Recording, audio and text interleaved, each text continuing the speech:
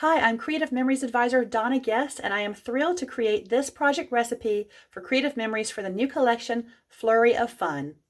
Just days after submitting my design to Creative Memories, our beloved decorative trimmer retired and moved to Last Chance. And before this collection launched, the trimmer sold out.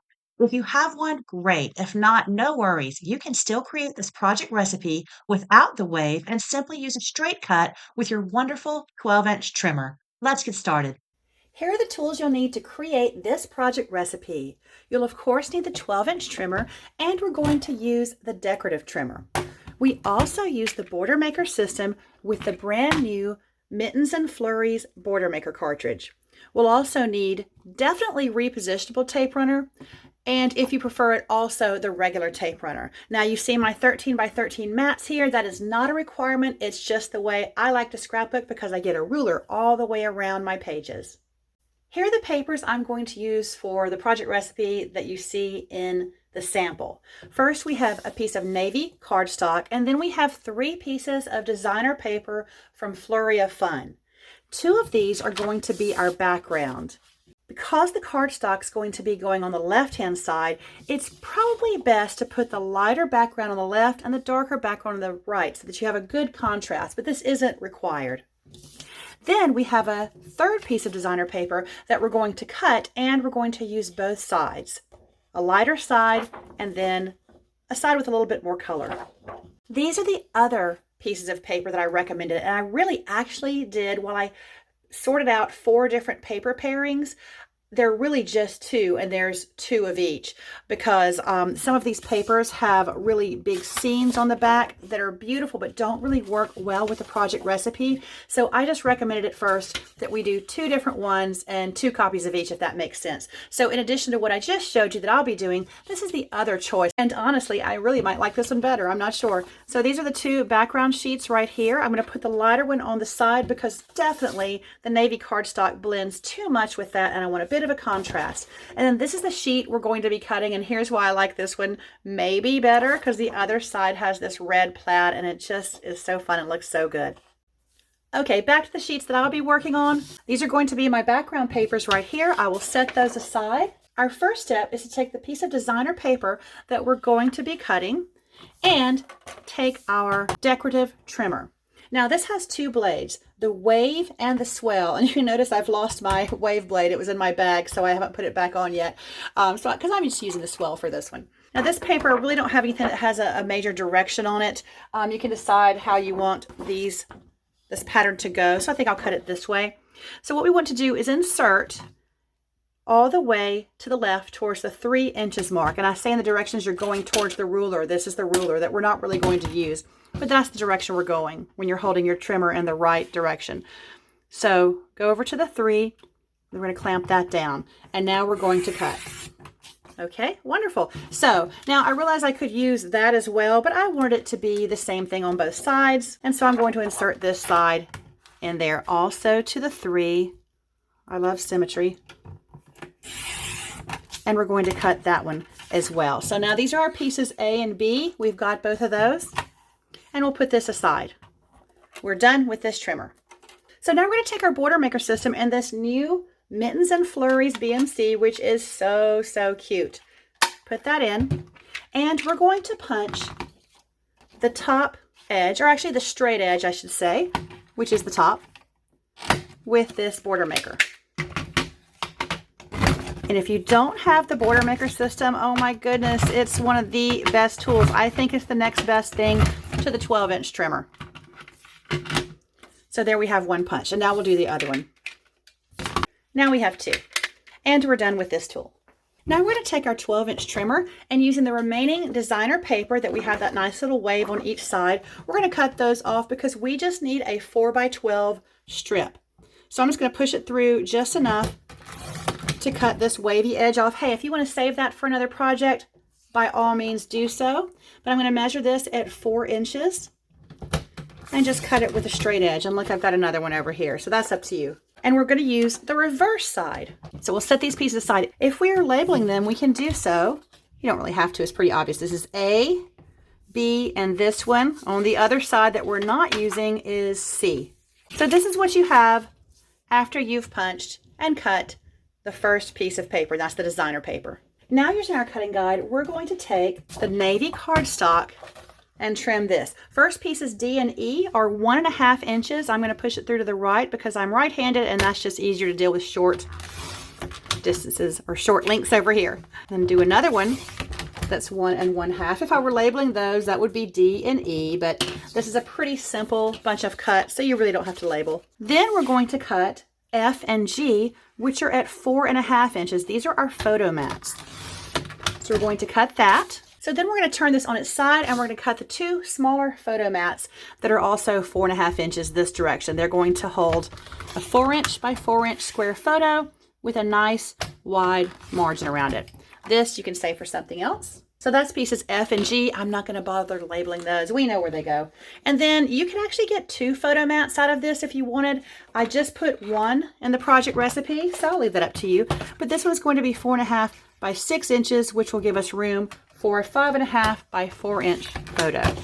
Actually, 2 of those. So that one this one I'm just going to set aside. That will be a photo mat. And now we're done with our trimmer.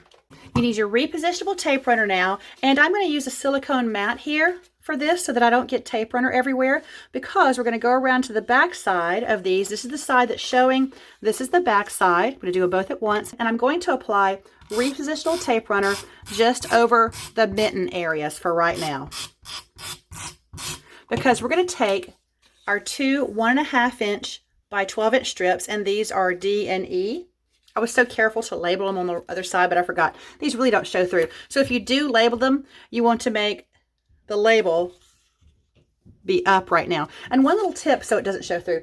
One little tip with this, I'm going to grab just a pair of scissors and I'm going to trim off about a 1/16 of an inch, because I find the cardstock is sometimes slightly longer than the designer paper and we don't want it to stick out the other end. So you see how I trimmed off that, and I ended up with just absolutely perfect ends there.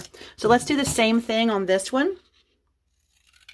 And now I'm going to put this down right towards the edge so that it is going to show through, but not where we don't want it to show through. So what perfect little borders we have for the tops of our pages. So if we were doing the other set of papers, I would definitely put the lighter one over here, but this one is still light enough to have a good contrast with the navy. So I'm actually going to put it over here because I really like the way this is going to look right there versus right here. So it is totally up to you how you want to do this. And when you're doing a project recipe, I always encourage you to just place things on the papers first before you attach them down. I know I'm really guilty of attaching everything because I like to go fast, but just kind of get a feel for how it looks there. So the first thing we're going to do, we can go ahead and attach these because we know they're going to stay there. So I'm just going to use my regular tape runner here. Now, on the right-hand side, we're going to tuck photos up underneath there. For example, like this. And the measurement for this is where this mat comes in so handy. So I have that all the way at the top. These will come down to about 3.5 inches for the bottom, because we just want to tuck it far enough to where there's not a gap of the paper showing through. Just a little bit. So what we want to do is we're attaching this down because a lot of you complete these project recipes before you have photos. I do too. So you don't want to put any tape runner right here. Just leave that as is. It's not going to peel up. So I'll put him back aside. And we're going to go ahead and just put some tape runner. That's plenty. I'm being pretty bold using regular tape runner. I think I am more well suited for repositionable tape runner because I like to make mistakes, so I better be careful here. Okay, so that's there, but we still have the ability to tuck photos underneath that. And we'll go ahead and tack this one down as well. So those are pretty cool pages right there. We could go ahead and attach photos and be done, but there are a few more parts to this. So next we're going to adhere piece C to the left like this. I'm going back to repositionable just in case I don't like where I put it. So all the way over to the edge there, just to give us a nice border on the left. This is optional, but if you would like to use some of the border stickers that came with the collection, you can put these right down this edge. I'm going to attach one right here. I'm going to end up covering up a lot of this, but it's a nice clean edge there. If you don't have that, it's okay. You can always use a small strip of cardstock as well. Next, I'm going to attach 3 photos here like I showed you, and I'm going to go ahead and put those down. Usually I save my photos to the end, but they're an important part of the way this border is designed. So I'm going to tuck that under there, and I used Repositionable because I know I'm going to have to move this around a little bit. So I'm coming down to, it's about 8.5 inches, 3.5 inches from the bottom. And since these are 4 inches wide, they're all going to be right next to each other. Okay, very nice. Although I think I want to change the order of them, and I'm going to do that. This is why I love Repositionable tape runner. If you do it quickly, they pop up so easily. So now let me measure that again. I want this one in the middle. And I think I want this one at the edge because I think it looks better with where his body is cut off right here, being cut off the page instead of out here in the middle. So we're going to do that again. I just had to see it before I realized that. And of course, that lends some merit to my statement, my encouragement of putting things down before you attach them. Yep, I like this one in the middle. I think that's much better. Okay, I'm happy with that redo. Another option is that you can put the matching border sticker over here. Now this is hard to do if you don't have your photos on yet. If you're not putting those photos on yet, you may want to just keep this on this little wax paper there and wait until you have the photos. But since my photos are on, putting it down. Nice clean edge. Now we're going to add these photo mats to the left-hand side. And the measurements for this, I put basically a 1/2 inch margin between everything. Scoot this up so you can see a little better. So I'm looking down here. It's so helpful to have the 13 by 13 mats behind your pages.